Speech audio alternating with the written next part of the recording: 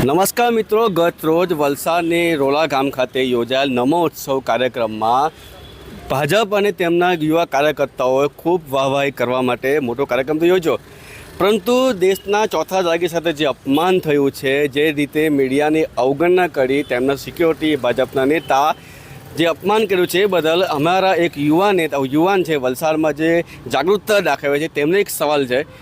મિતભાઈ, ગતરોજ જે કાર્યક્રમ યોજાયો તેમાં મીડિયા સાથે અભદ્ર વર્તન કરવામાં આવ્યું છે, એ ચોથી જાગીર અને એ ભાજપના જ કાર્યકર્તાઓ છે, તે બાબતે તમે શું કહ્યું, તમારું શું મંતવ્ય?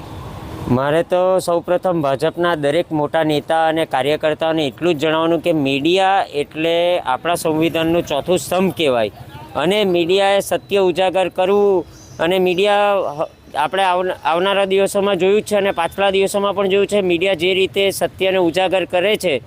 પણ હું પત્રકાર મિત્રો અને વલસાડના સ્થાનિક જનતાને જણાવવા માગું કે જો આ લોકો આપણા ચોથા સ્તંભની પણ વેલ્યુ નહીં કરતા હોય અને આ રીતનું જો વર્તન કરતા હોય તો એ લોકો સામાન્ય જનતા સાથે તો કઈ રીતનું વર્તન કરતા હશે તે તમે હવે વિચારવા.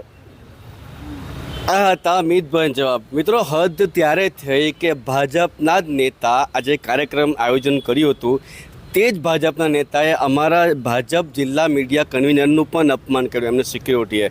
તો શું આ બાબતે જે કાર્યક્રમ કરતા અને જે પણ અધિકારી છે આજે કાર્યક્રમના, તે શું અમારા મીડિયા કન્વીનર સાથે માફી માંગશે?